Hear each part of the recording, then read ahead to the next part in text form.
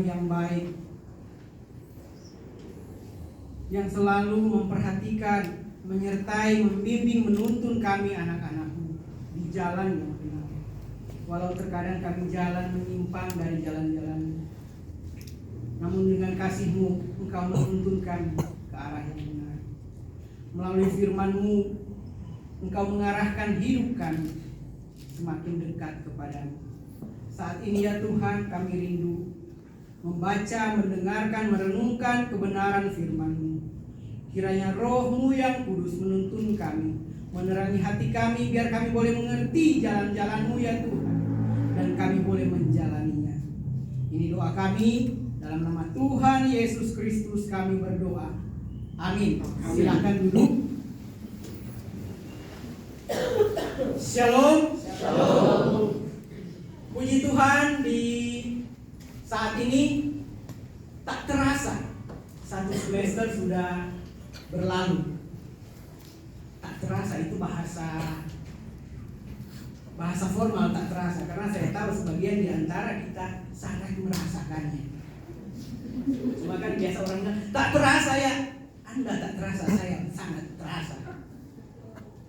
Apalagi kalau mau mendekati ujian, mendekati ada waktu-waktu untuk urusan skripsi, itu sangat terasa. Tapi secara formal nggak terasa ya. Januari kemarin kita sama-sama di ibadah pembukaan, dan sekarang sudah akhir bulan Mei, besok sudah Juni, dan seperti inilah semester genap tahun ajaran 2022-2023 segera berakhir. Kalau sudah berakhir, biasanya kita akan disuruh pergi. Iya, karena hari ini di momen ibadah penutupan semester ini bukan hanya satu momen, kita juga punya beberapa momen yang ujung-ujungnya kita akan disuruh pergi. Pertama kan momen penutupan semester, kita nanti disuruh pergi liburan, kecuali yang tinggal 8 atau 10 orang. Nanti juga kita bersama ini ada momen kita akan melantik meneguhkan para evangelis. Ujung-ujungnya akan disuruh pergi juga mereka itu. Dan nanti ada beberapa staf dosen juga akan pergi. Ada yang bulan Juni, ada yang bulan Juli dengan misi khusus. Jadi momen pergi. Dan yang semester 6 juga mungkin akan disuruh pergi. Jangan tinggal dia sama kalian. Kecuali ada yang saya masih ingin, misalnya ada pengecualian khusus. Tapi biasanya disuruh pergi untuk cari pengalaman di luar. Jadi judul kita, tema khotbah kita hari ini pergi. It's time to go. Saatnya untuk pergi. Saatnya untuk pergi. Karena momen pergi ini kadang sangat dibutuhkan, karena kita kalau belajar saja tidak pergi-pergi, apa gunanya kita belajar? Dalam hal akademik, pendidikan seperti itu. Kalau kita hanya belajar saja, kemudian kita tinggal di sini saja, apa gunanya kita belajar? Dalam kekristenan juga begitu. Ketika kita belajar firman Tuhan, ketika kita belajar, kalau tidak pergi, karena ternyata goalnya kita harus pergi. Khotbah saya beberapa waktu yang lalu tentang amanat agung yang berhubungan dengan kenaikan Tuhan Yesus, ujungnya kita perintah awal itu pergilah, harus pergi jadi saksi, menjadikan murid dan lain sebagainya. Masih berhubungan dengan hal itu karena ini masih dalam nuansa suasana ketuangan Roh Kudus atau pencurahan Roh Kudus. Di minggu yang kemarin kita sudah lewati bersama.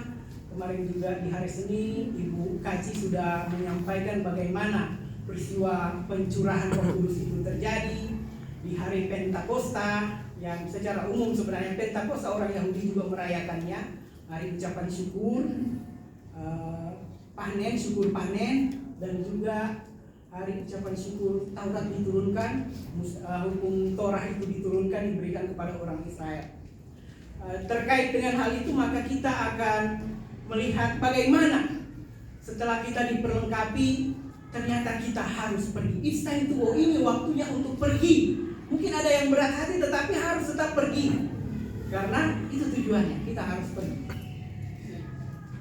Kita akan baca bersama-sama kitab Yohanes pasal 16 ayat 4 sampai ayatnya yang ke-15. Ini bisa dibaca ya di depan. Yohanes 16 ayat 14 sampai 15. Kita akan membacakan secara bertanggapan, responsoria. Saya akan membacakan ayat yang 4 dan Bapak Ibu Saudara saya minta membacakan ayat yang ke-5, bergantian seterusnya sampai ayatnya yang ke-15 kita baca secara bersama-sama. Tetapi semuanya ini kukatakan kepadamu supaya apabila datang saatnya kamu ingat bahwa aku telah mengatakannya kepadamu. Hal ini tidak kukatakan kepadamu dari semula, karena selama ini aku masih bersama-sama dengan kamu. Tetapi sekarang aku pergi kepada Dia yang telah mengutus aku, dan tiada seorang pun di antara kamu yang bertanya kepadaku, kemana engkau pergi? Tetapi karena aku mengatakan hal itu kepadamu, sebab itu hatimu berduka cita. Namun benar yang kukatakan ini kepadamu adalah lebih berguna bagi kamu jika aku pergi. Sebab jikalau aku tidak pergi, penghibur itu tidak akan datang kepadamu. Tetapi jikalau aku pergi, aku akan mengutus Dia kepadamu. Dan kalau Ia datang, Ia akan menginsafkan dunia akan dosa, kebenaran, dan penghakiman. Akan dosa karena mereka tetap tidak percaya kepadaku. Akan kebenaran karena aku pergi kepada Bapa dan kamu tidak melihat aku lagi. Akan penghakiman Karena penguasa dunia ini telah dihukum. Masih banyak hal yang harus kukatakan kepadamu, tetapi sekarang kamu belum dapat menanggungnya. Tetapi apabila Ia datang, yaitu Roh kebenaran, Ia akan memimpin kamu ke dalam seluruh kebenaran, sebab Ia tidak akan berkata-kata dari dirinya sendiri, tetapi segala sesuatu yang didengarnya, itulah yang akan dikatakannya, dan Ia akan memberitakan kepadamu hal-hal yang akan datang. Ia akan memuliakan aku, sebab Ia akan memberitakan kepadamu apa yang diterimanya daripadaku.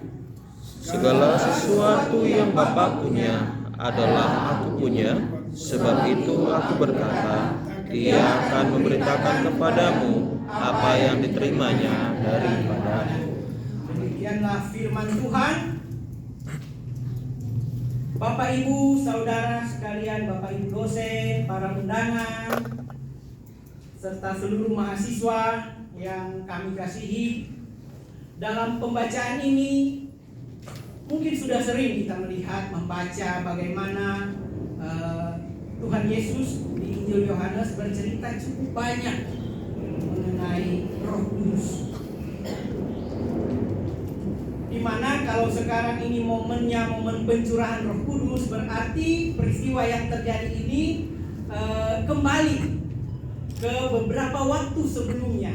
Sebelum Yesus terangkat, sebelum Dia mati disalib, momen-momen sebelum penangkapannya, itulah yang terjadi di perikop yang baru kita bacakan ini. Di mana ada pengajaran terakhir Tuhan Yesus kepada murid-muridnya, salah satunya adalah tentang Roh Kudus. Kalau beberapa waktu yang lalu kita sudah bersama-sama melihat, mempelajari bagaimana amanat agung diberikan, dengan ada hal-hal yang diberikan kepada orang percaya, modal untuk pergi. Nah, di sini kita flashback sejenak bahwa ternyata Tuhan Yesus ada menjanjikan sesuatu. Menjanjikan sesuatu. Biasa kalau dengar kata janji, sebenarnya lebih enak memberikan janji atau menerima janji sih? Memberikan. Lebih enak memberi janji atau menerima janji?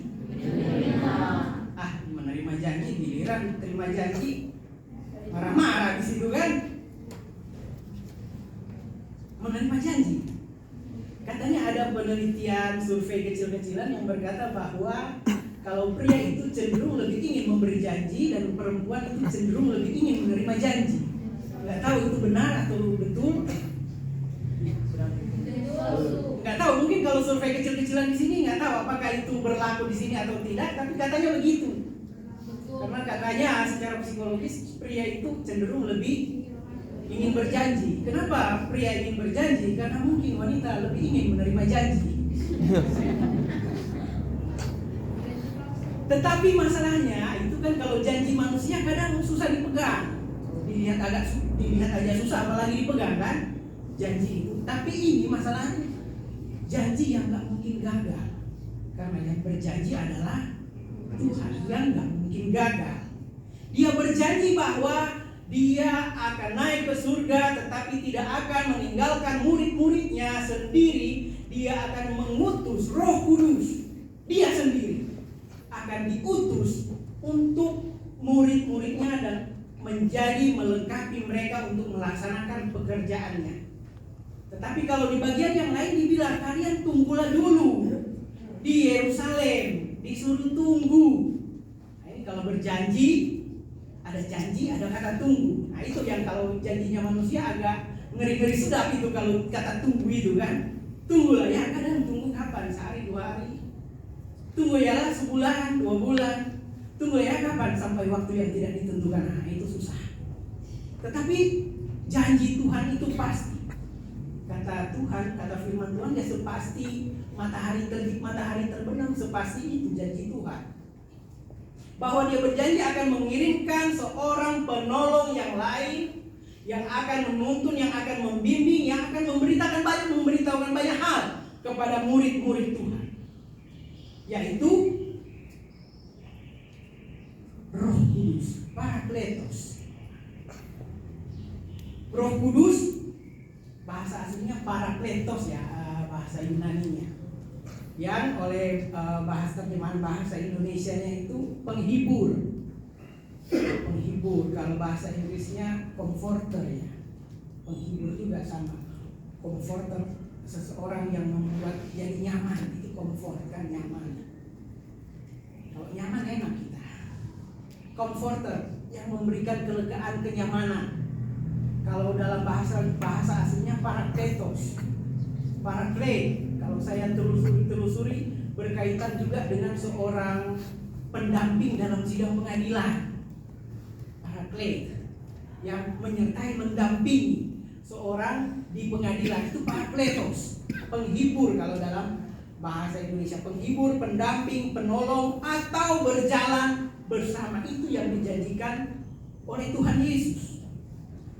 Ada oknum pribadi, Allah sendiri akan menuntun, membimbing, mendampingi kita untuk berjalan bersama. Tentu saja ini kita flashback ke peristiwa Amanat Agung sebelumnya, poin yang terakhir bahwa Tuhan memberikan jaminan kekal, jaminan yang pasti bahwa Aku akan menyertai kamu senantiasa sampai pada akhir zaman. Jaminan kekal itulah yang digambarkan di sini. Bahwa Parakletos, Roh Kudus akan bersama mendampingi, menolong, menyertai sampai pada akhir zaman. Kalau kita flashback di ayat itu dikatakan di sana ada kata yang cukup menarik perhatian. Baik para akademisi maupun beberapa teolog, di situ Tuhan Yesus mengatakan Aku menyertai kamu, itu ego met humon eini. Ego met humon eini. Aku menyertai kamu. Menyertai kamu, met humon, met bersama-sama. Ada kata ego eini. Ego eini. Akulah aku. Kalau ditransliterasikan ke itu ke bahasa Ibrani, apa ya? Aku adalah aku.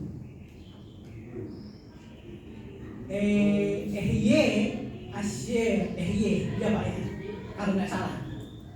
Asyer, ego, aku adalah aku, artinya Tuhan sendiri. Berarti berkaitan benar dengan pembacaan kita tentang Parakletos, dia adalah pribadi Tuhan sendiri yang menyertai orang percaya, menyertai murid-muridnya berjalan bersama menjalankan tugas yang sudah dia berikan.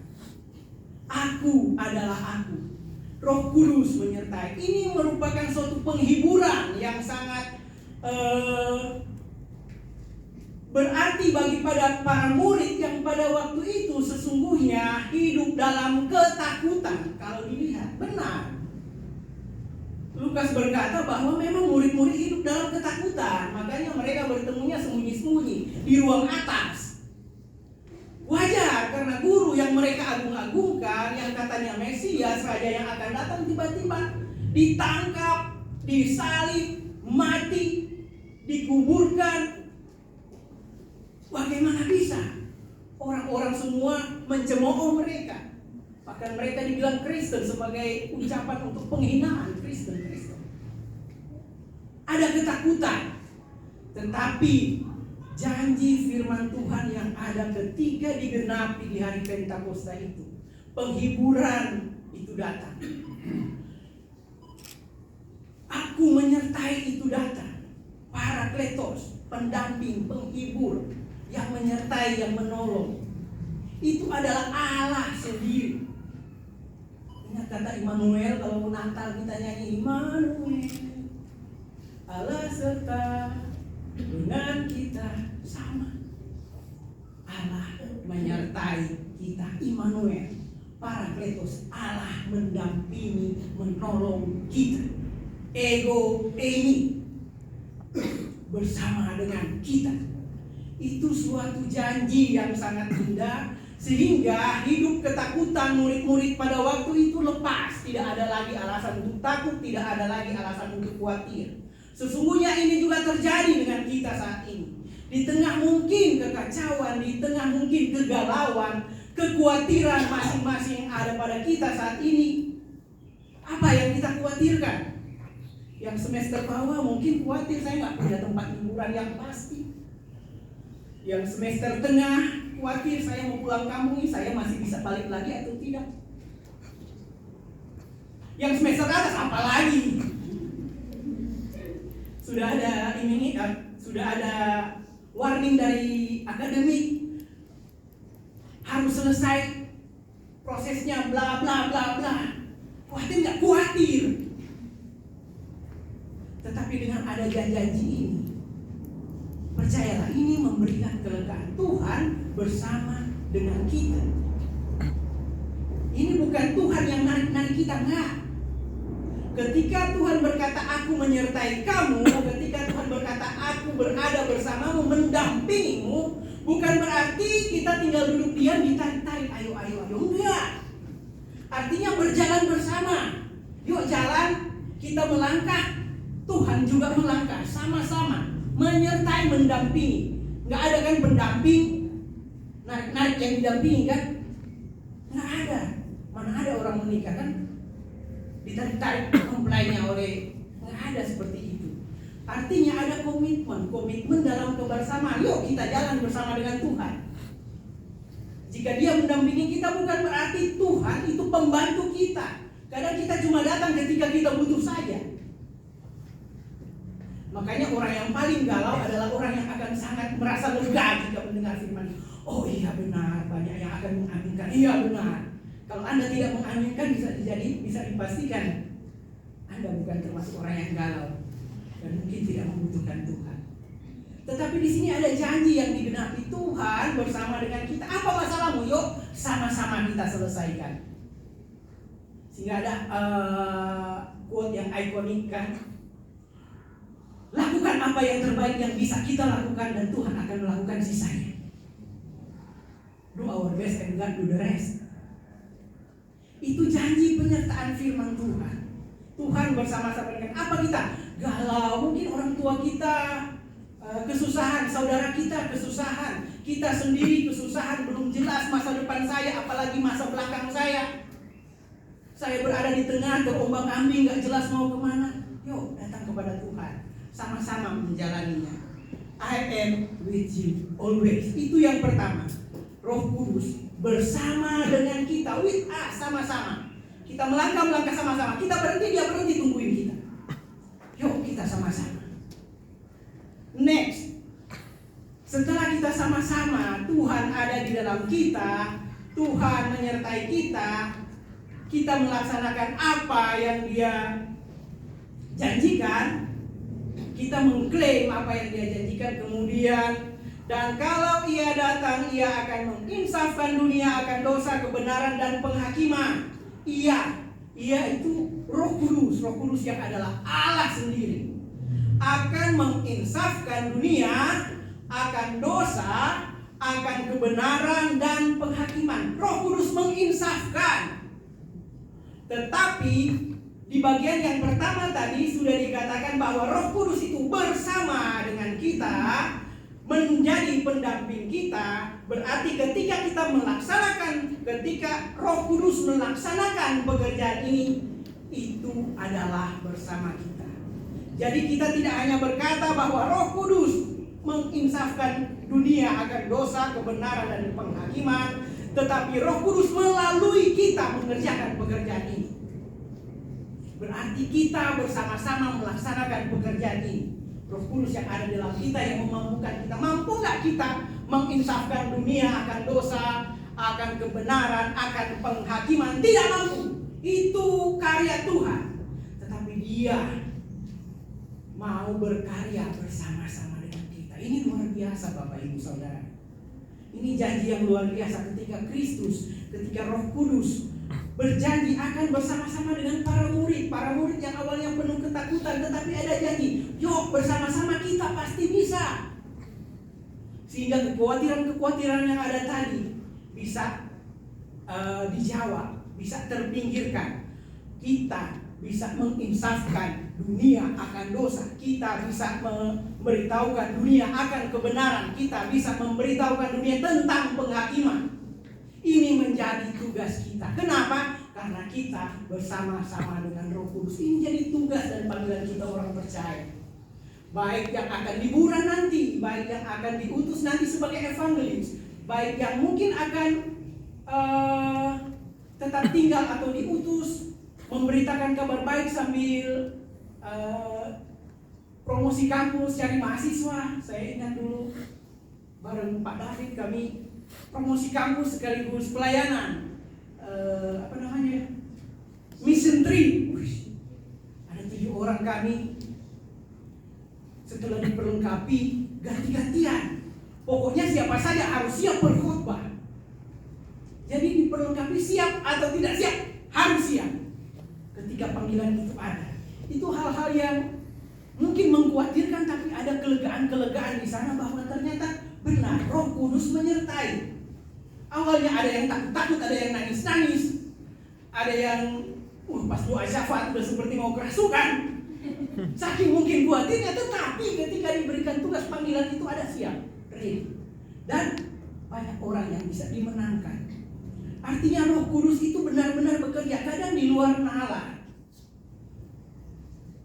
di luar ekspektasi kita. Roh Kudus itu bekerja, tetapi tidak serta-merta Dia mau bersama-sama dengan kita. Yuk, karena kita adalah anaknya, kita adalah muridnya, kita adalah wadah di mana kita bisa menunjukkan kepada orang lain tentang kasihnya. Yuk kita sama-sama. Jadi ini menjadi tugas kita, mengingatkan dunia akan dosa, hamartia, sesuatu yang meleset. Yuk ini loh jalan yang benar. Mengingatkan, bukan hanya mengingatkan. Kalau bahasa aslinya bahasa Indonesia kan menginsafkan, artinya bikin balik, bukan sekedar kasih tahu ini dosa, enggak. Menginsafkan itu bukan sekedar memberitahu, mengingatkan, ini dosa lo, enggak. Ini dosa harusnya seperti ini, ayo ke sini. Itu menginsafkan, bikin insaf. Bukan sekedar mengingatkan. Ternyata tugas kita tidak hanya sekedar mengingatkan dunia akan dosa, menginsafkan. Tunjukkan yang mana dosa, yang mana yang tidak dosa, bagaimana cara supaya tidak berdosa. Itu menginsafkan. Bukan hanya itu dosa loh, terserah loh mau apa itu, pokoknya dosa, enggak. Ketika kita menunjukkan satu masalah, apapun itu, berikan jalan keluar. Seharusnya seperti itu, idealnya begitu. Kita negur orang kalau dia salah, tunjukkan yang benar seperti apa. Kalau kita belum mampu menunjukkan yang benar, jangan bilang orang salah. Itu namanya menghakimi. Amin ya Pak. Kalau kita belum bisa benar, kita menuduh kamu nggak benar loh, sama-sama kita nggak benar. Tetapi menurut firman Tuhan, Dia bersama dengan kita. Ketika Tuhan menginsafkan dunia akan dosa, yuk kita juga melakukan hal yang sama. Tidak perlu takut, karena itu Tuhan yang bekerja di dalam kita. Akan dosa, akan kebenaran. Kebenaran dalam hal ini bukan kebenaran Yesus adalah jalan dan kebenaran, karena setelah saya lihat bahwa kebenaran itu ada kurang lebih 2 arti dalam bahasa asli Alkitab. Ada aletheia, ada dikaiosun. Aletheia itu menunjukkan ke pribadi, kebenaran yang hakiki, pribadi yang benar, Tuhan Yesus sendiri, truth, kebenaran. Sedangkan dikaiosun ini sesuatu yang berhubungan dengan moral, perbuatan baik, kebaikan, hal-hal yang benar, prinsip-prinsip yang benar, yang berlaku secara moral. Itu kebenaran seperti itu. Jadi setelah tadi kita mengingatkan dunia akan dosa, mana yang salah, mana yang benar, bawa ke jalan yang benar, kita ingatkan juga prinsip-prinsip moral, prinsip-prinsip kebaikan yang harus ditanamkan. Karena kita bisa mengerti kebenaran, tetapi kalau secara moral kita tidak baik di hadapan orang, kita menjadikan diri kita sebagai batu sandungan. Makanya perlu itu, mengingatkan akan dosa dan kebenaran, dan yang kemudian ada penghakiman di bagian terakhirnya. Ada penghakiman, artinya setelah kita ingatkan, setelah kita tunjukkan prinsip-prinsip moral yang benar, di ujung-ujungnya kalau tidak ini loh, ada penghakiman. Di ujungnya ada penghakiman dari Tuhan sendiri.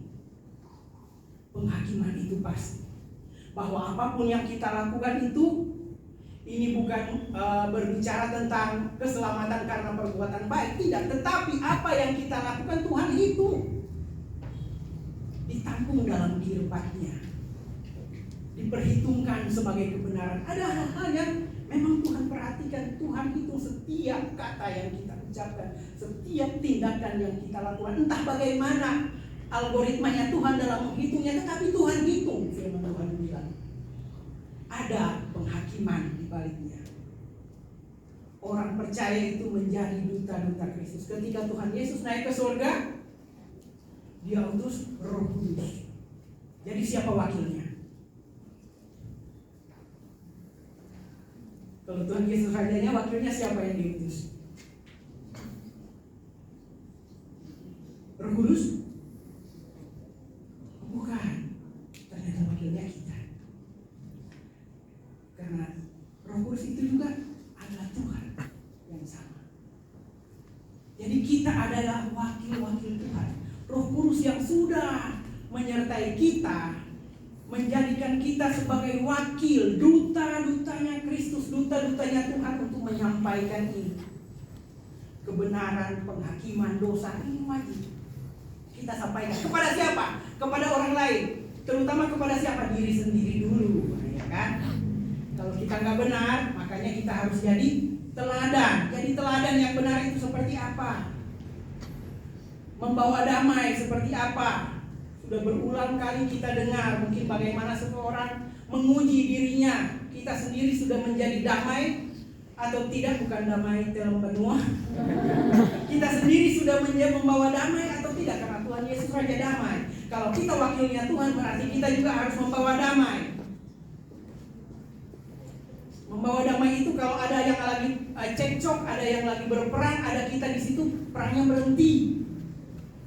Itu yang namanya membawa damai. Saya teringat ada pengakuan Iman Fransiskus dari Assisi. Kalau ada perang saya membawa damai, di mana ada kekacauan saya membawakan.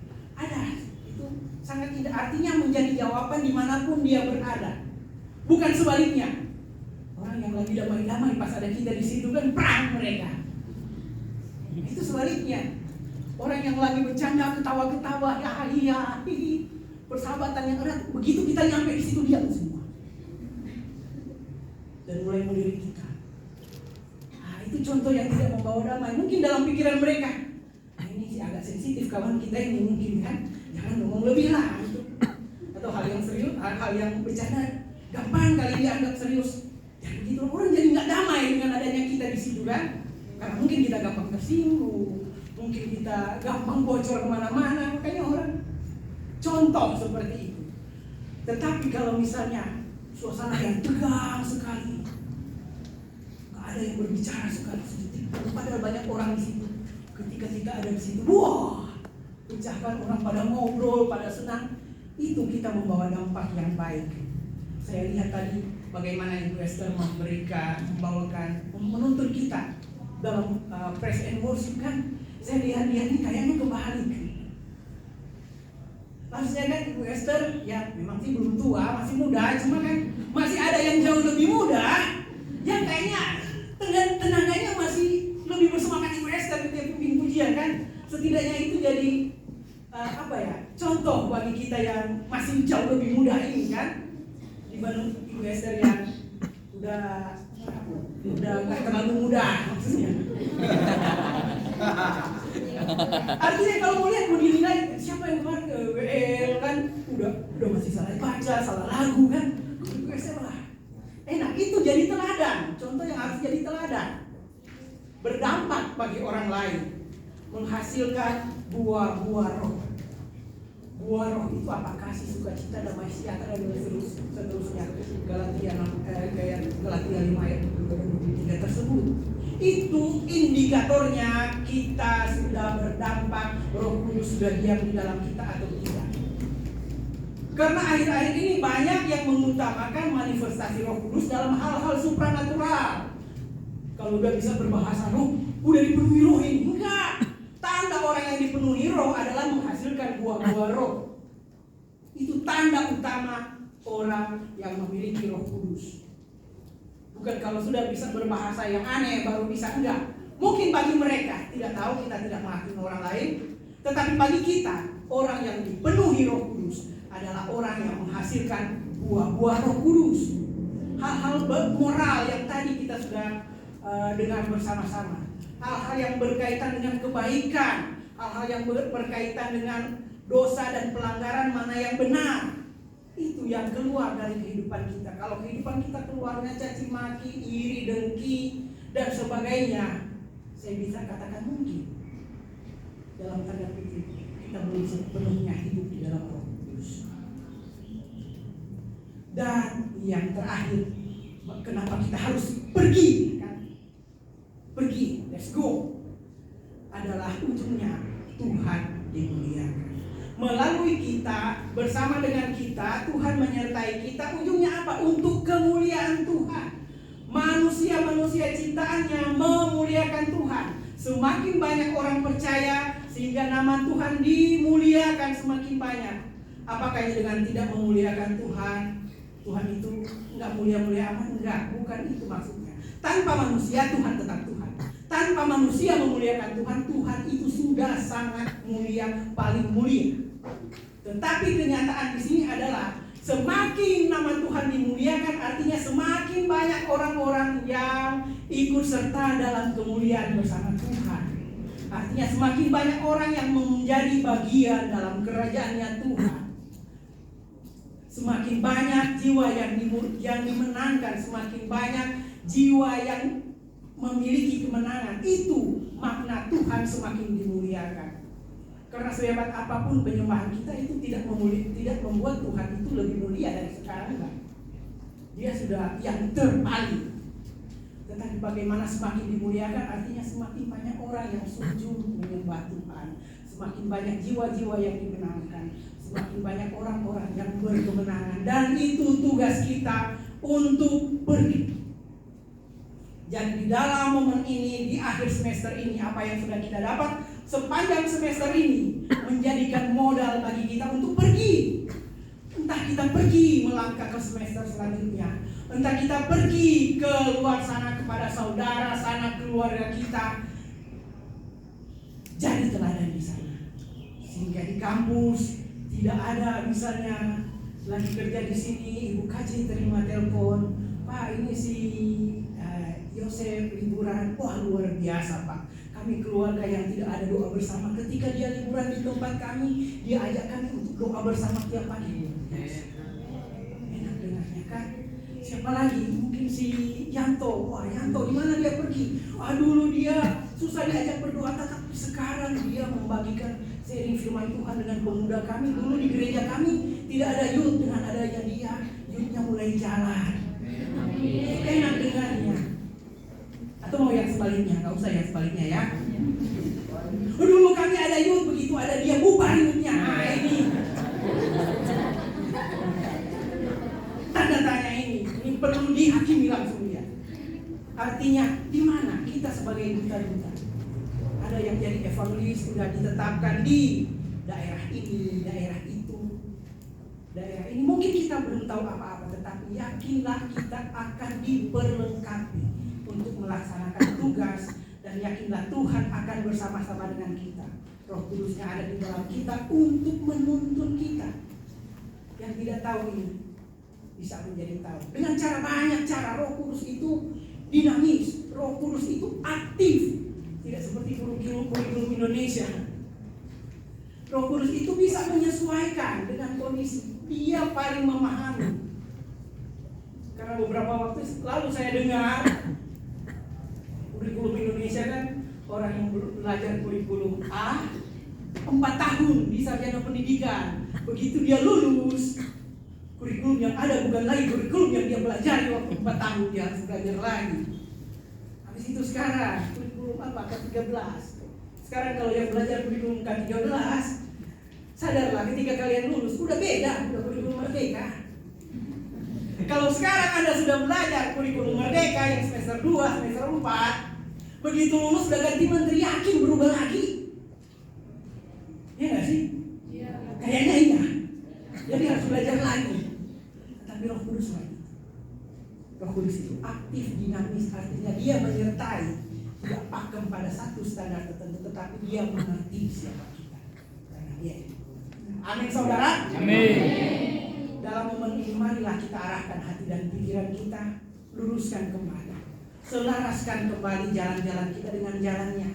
Mungkin terkadang ada jalan kita yang agak melenceng, no problem. Selama kita mau balik dan lurusin lagi. Yang problem adalah kita terlalu enjoy dengan kehidupan yang melenceng tersebut. Itu masalahnya. Tetapi selama kita mau berbalik, ya Tuhan ini jalan yang benar, ampuni saya. Tuhan tetap membuka tangannya. Yuk, luruskan, sinkronkan lagi kehidupan kita dengan tuntunan Roh Kudus. Dia pasti akan memberikan jalan keluar.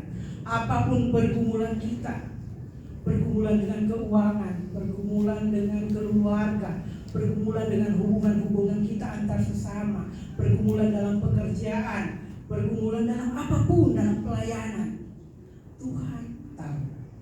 Kita ini ciptaannya. Dia tahu kemana kita harus melangkah. Pergumulan ada yang belum mengerti visi dan misi kenapa saya harus pakai stola sebagai evangelis. Percaya, jalani, serahkan kepada Tuhan. Tuhan yang memampukan kita selama kita mau berjalan bersama-sama dengan Dia. Amin firman Tuhan. Mari kita berdoa. Terima kasih Tuhan buat hari ini di acara penutupan semester ini, ya Tuhan. Engkau tetap menyertai kami. Immanuel, Engkau bersama-sama dengan kami terus menerus selamanya. Terima kasih Tuhan. Tetap bimbing kami. Mungkin sebagian dari kami belum mengerti jalan-jalan-Mu seutuhnya, ya Tuhan. Tolong kami. Roh Kudus bekerjalah seluas-luasnya di dalam diri kami, sehingga kami boleh berjalan bersama dengan-Mu, sehingga kami tidak mendukakan Engkau, ya Roh Kudus. Kami membuat Engkau bersuka cita, kami membuat Engkau diam dan berkarya melalui hidup kami. Terima kasih ya Tuhan, kami yang sudah menyudahi semester ini, dimanapun kami akan pergi berlibur nanti, Tuhan menyertai. Juga kami akan dilantik, akan diteguhkan sebagai evangelis. Dimanapun kami Engkau tempatkan, mampukan kami ya Tuhan. Karena kami tahu tanpa Engkau kami tak bisa lakukan apa-apa. Ini doa kami ya Tuhan. biarkan diselaraskan kehidupan kami sesuai dengan jalan-jalan-Mu. Ini doa kami dalam nama Tuhan Yesus Kristus, Juru Selamat, penebus dosa kami berdoa. Amin. Amin. Puji Tuhan, terima kasih untuk Pak Martin yang sudah menyampaikan firman Tuhan, menguatkan kita untuk tetap di dalam panggilan kita. Ingat pesan